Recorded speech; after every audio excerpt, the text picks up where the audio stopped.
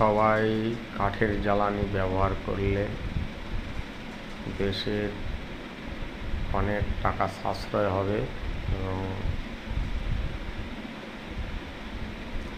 দেশে অনেক আয় বৃদ্ধি হবে, গ্যাস সাশ্রয় হবে।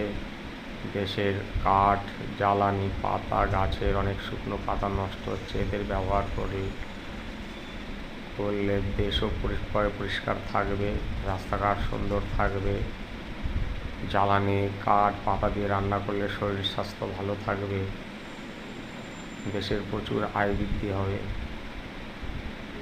মা বোনেদের বিশেষ করে অনুরোধ করছি, যাদের সম্ভব তারা কাঠের উনুন বানিয়ে রান্না করুন, শরীর স্বাস্থ্য খুবই ভালো থাকবে, দেশের আয় বৃদ্ধি ঘটবে। এইটুকুই বলার, ধন্যবাদ।